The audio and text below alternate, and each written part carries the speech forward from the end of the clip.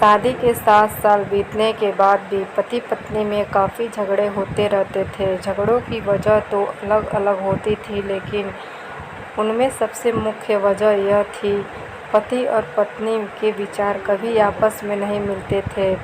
जहाँ पति स्वभाव से नेक, सेवाभावी और सबके प्रति समभाव रखने वाला था, वहीं पत्नी का स्वभाव स्वार्थी और भेदभाव करने वाला था।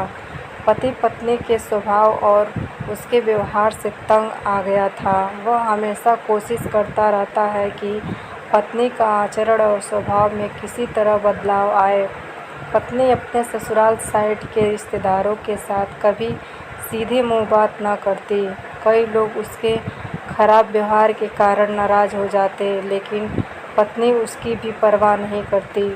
पति को इस बात से काफ़ी दुख होता कि उसकी पत्नी उससे इतनी विपरीत क्यों है। परेशान हो चुके पति ने अब खुद ही परिस्थिति को सुधारने का मन बनाया और एक प्लान बनाया। अगले दिन पति ने पत्नी से कहा, सुनो चंचल, मैं सोच रहा था कि मम्मी पापा, बहन भाई और उसके बच्चों को घर पर इनवाइट कर लेता हूँ। काफ़ी समय हो गया है उनसे मिले हुए। इसी बहाने उसने मिल भी लेंगे और उनके साथ थोड़ा समय बिताने के लिए भी मिल जाएगा। तुम क्या कहती हो? पत्नी के चेहरे से साफ दिख रहा था कि उसे ये आइडिया पसंद नहीं आया, लेकिन उसने पति का मन रखने के लिए बेमन से हाँ कह दिया। पति खुश हो गया और पत्नी को अगले दिन अच्छा खाना बनाने के लिए बोलकर सभी को फ़ोन करके बड़े प्यार से अपने घर आने के लिए न्योता देने लगा। जब पति फ़ोन पर बिजी था तो पत्नी सोच रही थी, ये आदमी भी न अपने फालतू के कामों में बाज नहीं आएगा। क्या ज़रूरत है सबको घर पर बुलाने की? सब मेरे घर आएंगे और राजाओं की तरह ऑर्डर करेंगे और मैं दासी की तरह उनकी सेवा करूंगी। नहीं नहीं, मैं ऐसा नहीं होने दूंगी। अच्छा खाना तो क्या, मैं इन्हें सादा खाना भी नसीब नहीं होने दूंगी। देखती हूँ कितने देर टिकते हैं ये लोग मेरे घर। अगले दिन सुबह पति काफ़ी खुश था। जब सिर्फ 2 ही घंटे बचे थे सभी मेहमानों का आने के लिए, पति ने अपनी पत्नी से पूछा, अच्छा बताओ तो सही, आज सबको खाने में क्या स्पेशल खिलाने वाली हो? पत्नी मुंह बनाते हुए बोली, स्पेशल खाना क्यों? हमारे माँ बाप, भाई बहन कोई मेहमान थोड़ी हैं, उनके लिए कोई स्पेशल खाना नहीं बनाया है मैंने। वह भी वही खाएंगे जो हम खाते हैं। आज घर में सिर्फ दाल चावल बना है, क्योंकि और कुछ बनाने के लिए सामान नहीं था।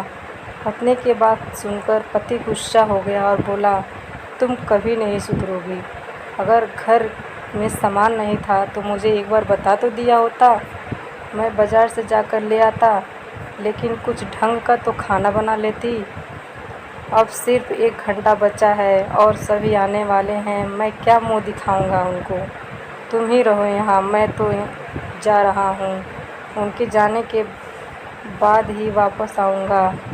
कहकर पति घर के बाहर चला गया। पत्नी को तब तक पति के बातों का कुछ फर्क नहीं पड़ा था, जब तक मेहमान घर पर नहीं आ गए। और जैसे ही सब मेहमान घर पर आए तो पत्नी के होश उड़ गए, क्योंकि भाई बहन, माँ बाप और बच्चे वह उसके पति के साइड वाले नहीं थे, बल्कि खुद उसी के थे। यानी कि पति ने अपने माँ बाप को नहीं, अपने ससुराल वालों को खाने पर इनवाइट किया था।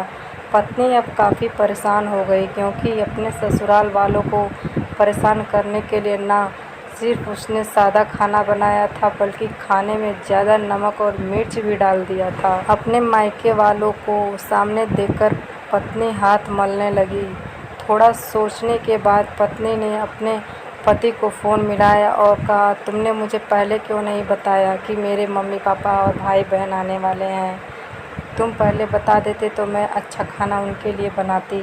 पति ने कहा, मैंने वही बताया जो मैं मानता हूँ। मैंने कभी तुम्हारे परिवार वालों को पराया नहीं समझा और तुमने कभी मेरे परिवार वालों को अपना नहीं माना। और मैं जानता हूँ कि तुमने यह सोचकर कि मेरे मम्मी पापा और भाई बहन आने वाले हैं, जानबूझकर घटिया खाना बनाया। अब तुमने जो किया है उसे तुम खुद ही भुगतो। मुझे पता है तुमने मुझे इसलिए फ़ोन किया होगा ताकि बाहर से खाना मंगा सको, लेकिन मैं ऐसा नहीं करूँगा ताकि तुम्हें तुम्हारे किए की सज़ा मिल सके। इतना कहकर पति ने फ़ोन कट कर दिया। ना चाहते हुए भी पत्नी को अपने मायके वालों को वहीं खाना खिलाना पड़ा। उसके रिश्तेदार ज़्यादा मिर्च और नमक वाला खाना भी ऐसा सोचकर खा गए कि बेटी से गलती से हो गई होगी, लेकिन बाद में जब दामाद ने सारी बात उन्हें बताई तब उन्हें बहुत शर्मिंदगी हुई और अभी उसके बुरा बर्ताव के लिए उसे डांटकर उससे नाराज़ होकर चले गए। दोस्तों, अच्छे रिश्ते बनाए जाते हैं प्यार और अच्छे व्यवहार से, सिर्फ खून के रिश्ते अच्छे नहीं होते। अगर कहानी अच्छी लगी हो तो वीडियो को लाइक करें, शेयर करें और चैनल को सब्सक्राइब जरूर और कमेंट करके ज़रूर बताएं यह कहानी आपको कैसी लगी।